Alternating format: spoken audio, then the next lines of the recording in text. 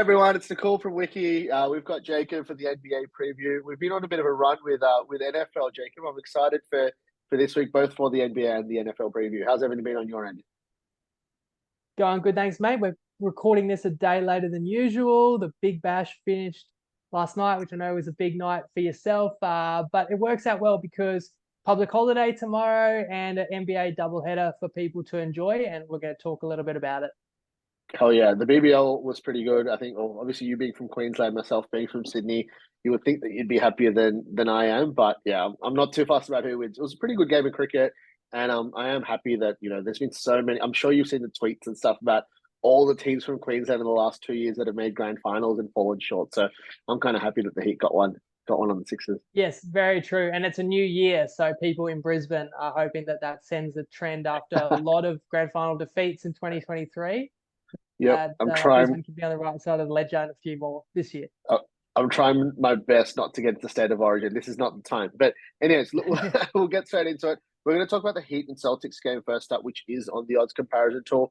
As always, guys, if you Google Wiki Linktree, the podcast that we're doing now, you can either watch or listen to it for free. And so you can also check out the odds comparison tool that you see on your screen. We're literally recording this at 5:30 Sydney time, so it's not the best time in terms of enough bookies having markets to really talk through the odds comparison tool. But I've been updating it every morning and as close to game time as possible. So there'll be more bookies, more markets ready for you on Australia Day morning on the 26th of January on the Friday when you're probably listening or checking this out. But Jacob, I'll let you take it away. So from a Brisbane-Sydney rivalry, we'll go to a Boston-Miami rivalry. In fact, these sides met in the Eastern Conference Finals last year, and that was a crazy series. The Heat were the 8th seed. They were up 3-0. And now, honestly, this is true. I was kicking myself. At 3-0 Heat, no team in NBA history has ever come back from 3-0 down. I was that close to tipping it in the group, Boston to come back and win this series. They were dead and buried. The odds weren't crazy because Boston was such a strong favorite, but you could get about $9 Boston to come back and win the series. And while everyone wrote them off down 3-0 and thought something's clearly not right, I knew that if they could win one, then two, that their odds would shorten each game because they could rebuild, restore some faith and rebuild some confidence. So anyway, when I didn't tip it and I didn't actually back it, then I was hoping to be wrong. So of course, then Boston comes out, wins game 4, then Boston wins game 5, and then we get to game 6, and the Heat have it won. Boston misses right at the buzzer for a chance to win, but they still have time for a tip in. They get a miracle buzzer-beating tip in. They send it 3-3, and then Boston goes back home, and they're $1.20 to be the first team ever to come back from 3-0. What happens? Tatum sprains his ankle first quarter, and Miami gets the upset win and actually wins game 7. So it would have actually been the most brutal loss. Imagine getting something super long odds that comes into $1.20, but then doesn't win. So, geez, that was a roller coaster. And in the end, the Heat went to the finals and couldn't quite match it with Denver. Boston are far superior this year, although Boston's more formidable at home. In fact, they did just lose at home to the NBA champion Nuggets, which was their first home loss of the whole year. I lost track of how many they won in a row. Something like 16-0 they were at the time, maybe even greater at home before the Nuggets did just pip them. Boston's come out and won back-to-back on the road since then against some strong Western Conference teams, and they're fully fit and they're as frightening as ever. Miami's been on a slide, lost today, which was their 4th straight defeat. So on one hand, I kind of want to take Miami at home because they really need to pick it up. But on the other hand, Boston's so good.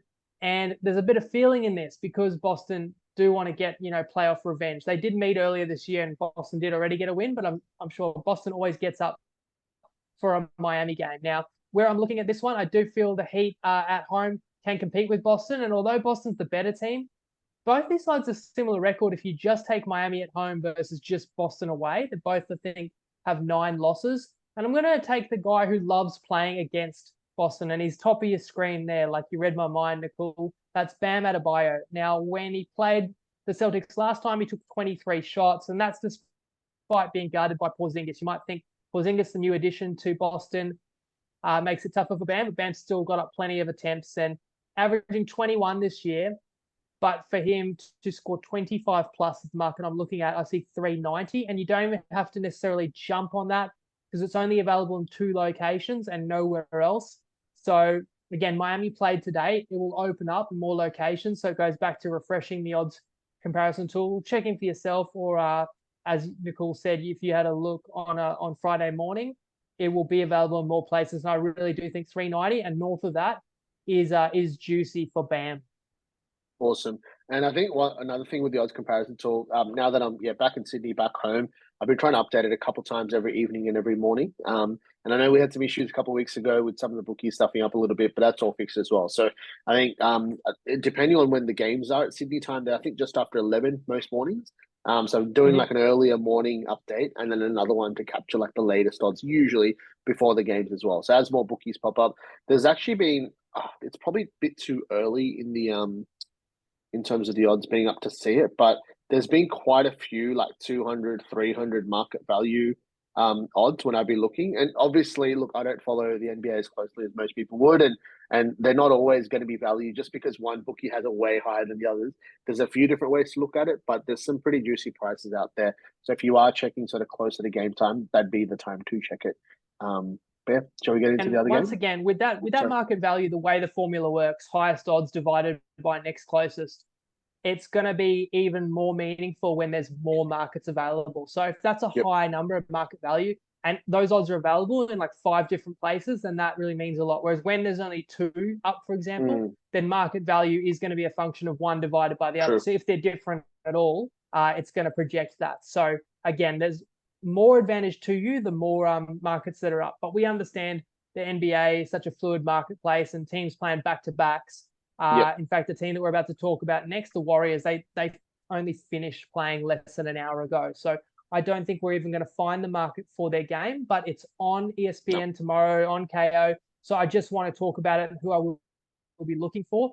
Kings Warriors, you can have a look there, Nakul, or did you already? Yeah, it's not showing? It's not on the tool, no. That's okay. So it's another playoff rematch from last year. In fact, another series that went 7 games, and it was the lower seed again winning that one. 7 seed Golden State Warriors triumphed over Sacramento.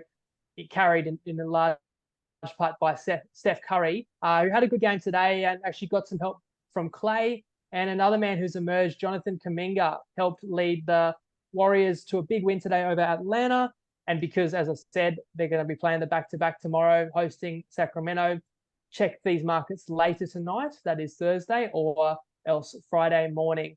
But I'm going to ride the hot hand again. I'm going to ride the man with, I reckon, the funniest nickname in the NBA. Now, we're PG rated, Nakul, so I don't know if I can say his nickname, but let's just say, I'll give you a guess. His name's Jonathan Kuminga, and he gets buckets. I'll leave that with you. Someone can comment if they can guess it. You can have a think about that one. Kuminga, and it gets buckets.